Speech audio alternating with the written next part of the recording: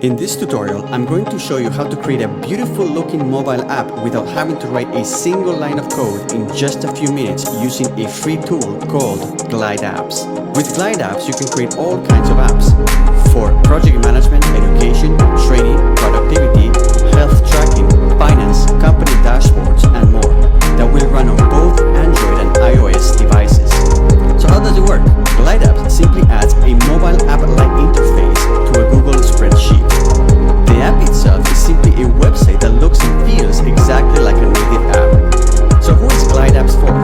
For anyone that wants to convert a spreadsheet into a beautiful mobile app in minutes without coding. I've used Glide Apps to create 3 awesome apps. An app to learn grammar, where I organized all grammar rules from Grammarly.com into an app. A mobile version of Tim Ferriss' book, Tribe of Mentors, where I can easily search and find all the mentors listed in the book together with their answers to Tim's questions. And an app with a searchable list of all mental models from Parham Street's website. Alright, let's build an app. For this example, we're going to create a task tracking app. The fastest way to get started is to choose an existing app template from Glide Apps template marketplace and then customize it. You go to solutions, you can see all the templates on Glide Apps marketplace, and we're going to choose planning and then task tracker, and we can preview the template and see exactly how it's going to look as an app, either in an Apple or Android phone.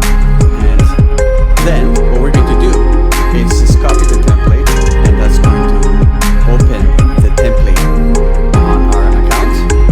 And literally we already have an app that is fully functional.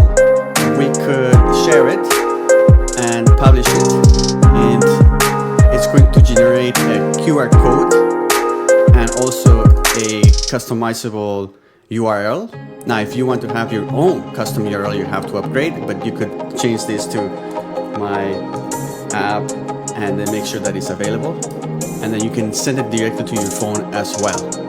So it basically takes about 30 seconds to create an app, which is really cool. Of course, this is not the final app that we want, so we want to customize this. And before we do that, I'm going to give you a quick tour of Glide Apps features. So we have a menu on the left with several options. The first one is layout, and that's going to help you customize the look of all the screens in your app. So right now we are in the categories tab, and you can change the layout by making it compact, tiles. You can make it into a calendar, a map, a checklist, cards, details. And now we have tabs, which are the icons at the bottom, which you can also customize their look. You can click on any of those icons, and then you can change the actual icon, put whatever you want in there. Then you have the data. The data is simply the data extracted from your Google Sheet, and you can see it here, and now you can edit the content, and then you can add more columns if you want to. Then you can preview your app as if it was inside an iPhone or an Android phone. Then you can set the settings here, where you can change the main color of your app. It's red, so main color. Then we can edit the source Google Sheet, and here's where we can add more tabs, add more content, delete content. And then, as you can see, there is a correlation between the tabs on your sheet, category, projects, tasks, and choices.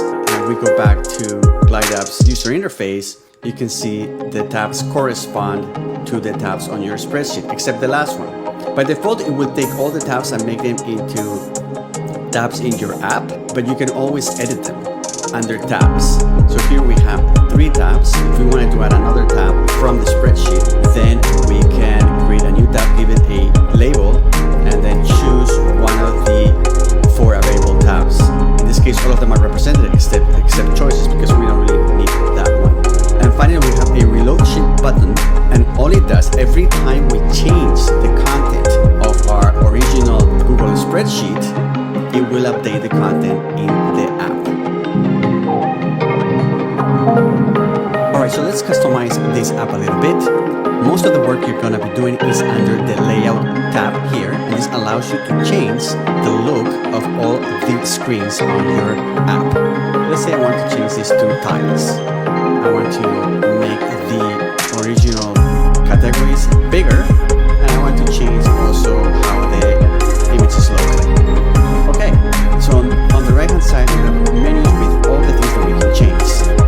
Right now the title is being grabbed from the category column in our spreadsheet. The details, it says is the category image, but we don't want the URL to an image there. We could have here either nothing or a different column that we can create. And then we have a category icon, but let's say we want instead of an icon an image, and it just happens that our spreadsheet under categories, they already have a category image, so we can select that, and there you go. Now we've done our main page with our categories, a different look, and I really like it. There are a lot more customizations. You can change the title, the tile shape, make it square, or you can make it a circle. There are different aspect ratios, and you can select how many titles per row. There's a lot of customization that you can have here. Let's keep it at 3x1. Now let's change the next screen if we wanted to. So now every time you click on a screen, the menu on the right is going to change, and it's going to be the menu that allows you to change the layout for that specific screen.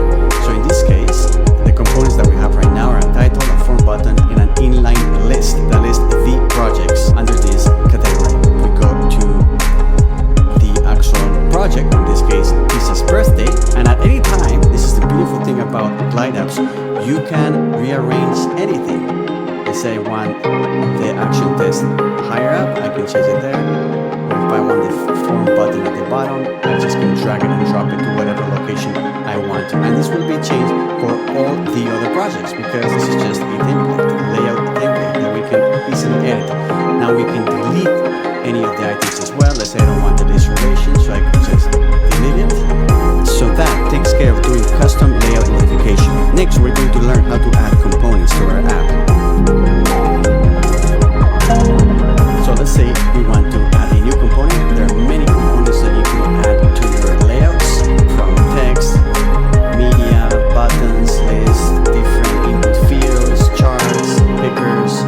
In this case, I'm going to add a link. I click on link, and now at the bottom of my screen, there's a link component.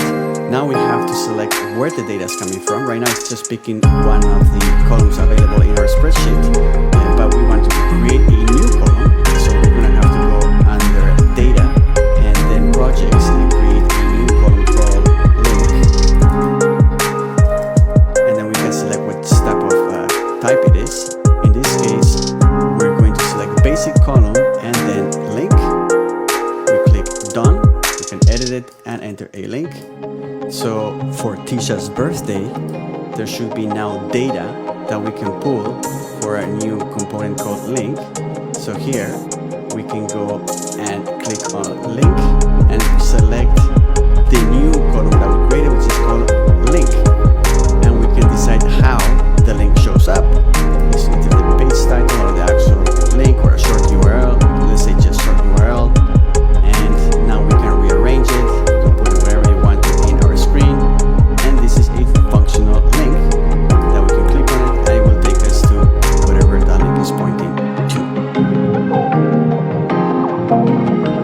So let's say we want to add a project count under each category. So under the title here, personal, it would say how many projects are under the personal category. And then let's say we want to add another counter of how many tasks are under each project. So to do that, we have to modify the source spreadsheet. So we go to the source Google spreadsheet, and under the category tab, we will have a new column called project count. And then we will have to enter a formula that goes to projects and counts how many projects belong to each given category. Now for that, I already have a formula that you can copy if you want to. Basically, it's going to calculate how many projects are under each category. Now you can see, because I'm using this formula, which is an array formula, it's done this for all the available rows, which is there's almost 1,000. And when we go back to our task tracker app here in Glide Apps and we refresh refresh, it says storage for this app is full. Some items may not be displayed. And the reason why is because the free version has a limit of 500 rows. So that's not a problem. What we have to do is simply delete all these rows that don't have any content. We delete them, and now we're only using 3 rows. So when we go back to our task tracker app and we reload the sheet, we won't have that problem anymore. Okay, so now we're only using 29 rows out of 500. But we want to add the counter here. So we go to data, and under details, we're going to select our project count. And right now we have exactly what we're looking for. 2 projects, 3 projects, 2 projects under each category. We can do the same thing under projects. You want to show the amount of tasks under each project. We could go back to the sheet, go under projects, add a specific formula here, and now we have the formula that is counting the tasks under each project. We would delete all the extra rows that we don't need to, and then when we go back to our app, we can see that the task count is not appearing. Well, we just reload the sheet, and once it's reloaded, we can go to the description and we see the task count. Now we can see how many tasks are under each project. So this is a simple way of customizing your app. We're going to talk about computed columns. Before, we used a custom column using a fairly complex formula in order to calculate how many projects are under each category. Now the great thing about Glide is that they have many different ways to create calculations on columns, and they call these computed columns. And there are many different types of computed columns. We're not going to go over all of them, and you can always go to docs.glideapps.com to learn how to use all the different features that Glide has to offer. Now, to replicate the same behavior of this formula, we can use a combination of 2 computed columns. The rollup column and a template column. So if we go back to our app and we click under data, click on add column, we're going to create a new column that counts how many projects are under each category. We're going to call this count, and we're going to select the rollup type of column, and we're going to summarize the values inside the relation column called project and the category column, and we're going to calculate the count. We click done, and then you can see it counted how many projects there are under each category the same way that the formula did. The problem is that this is not formatted the way we want it. We want it to look exactly like this. Open parentheses, the number, close parentheses, and then projects. And for that, Glide has a different type of column, which is called the template column. So we click add column, we're going to label it projects count 2, and the column type is going to be template. And now we can enter the template, which in this case is going to be open parentheses. Then we're going to enter text, which is going to be replaced with a count value, and this could be any text that you want. In this case, I'm going to call it number, and then projects. Now we go to replacements. We enter the value that we want to replace, which is going to be number, and we decide what this value is going to be replaced with, which is going to be the count column. We click done, and as you can see, we were able to replicate the same thing that we did with the formula using Glide's native computed columns. We go back to our app, go to layout, click reload sheet, and now when we go to details, we can select our new column, which is called projects count 2. And we get the same behavior without having to enter complex formulas. How cool is that? Let's say we want to have an indicator that tells us which projects are overdue. For that, we can use a conditional column. If we go to data and click on add column, we can create a new column called overdue, and then we're going to select column type if then else, which is a conditional column, and then we're going to select that if the column due date is before today, we're going to enter the value overdue. Click done, and you can see there are 2 projects that are overdue. Now if we go back to our layout, we don't see any indicator telling us that. So we can change the layout to tiles, and if we scroll down, we can go to tag and select the new tag overdue, and now we can see which which projects are overdue with that indicator. Let's say we only want to show the projects that are overdue. For that, we can use filters. If you go to filters and click add filter, now we can select the column we want to filter by. In this case, it's going to be the overdue column, and we only want to show the projects which value for the overdue column is overdue. And we can see now we only see the overdue projects. The other way of doing filtering is allowing users to do the filtering themselves. For that, you can go to in-app filter and then select by which column you want the users to be able to filter data. So in this case, it's going to be by the overdue column. And then this little filtering icon appears. When the user clicks on it, they can select the value they want to filter by. In this case, there's only one, overdue. Click done, and only the overdue projects will show. This filter could also be any other column, like status, in which case, when they click on the filter, they can filter projects by status. For example, if they just want to show the completed projects, they click on completed, done, and only the completed projects will show up.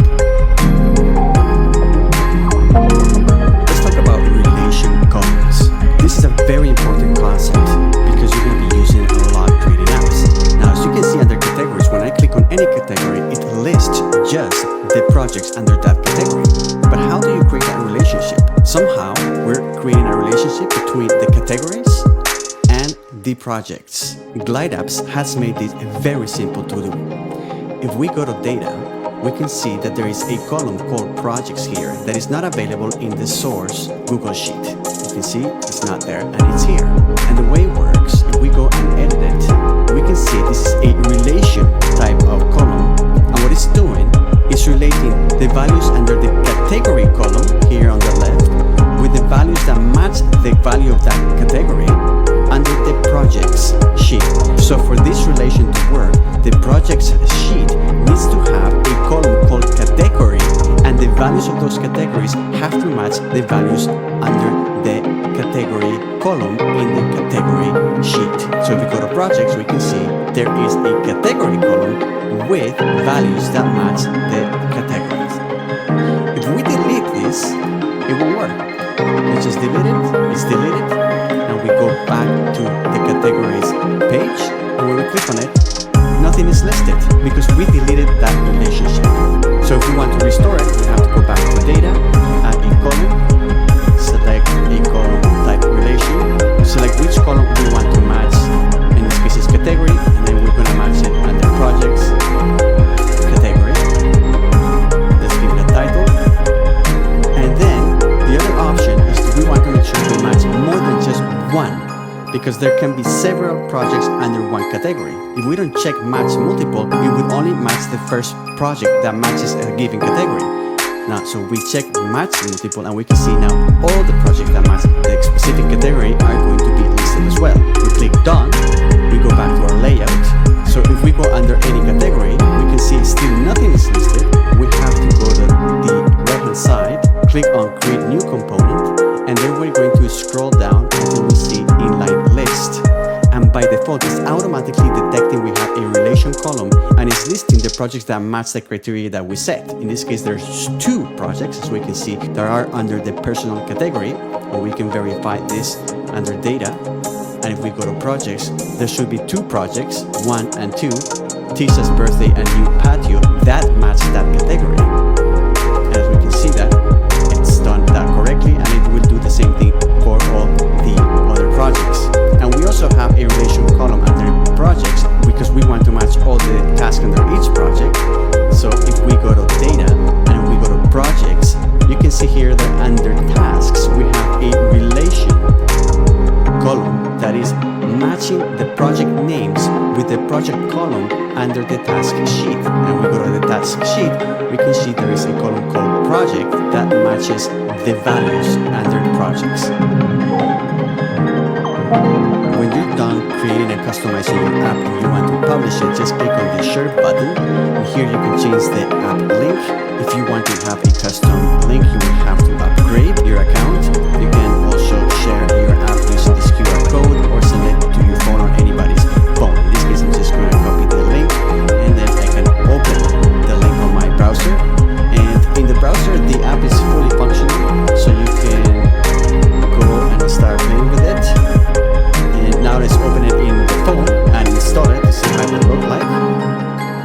shows up as an icon like any other app. Just tap on it, and as you can see, it works fantastically well. So this entire tutorial has been created with the free version of Glide Apps. Now for $19 per month per app, you'll be able to have more rows of data, more storage, more map pins, and the transaction fee for anything that gets purchased through your app will be 2% instead of 10%. You'll also have the ability to remove the Glide branding, use your own custom domain, have a branding login, and extended icon set.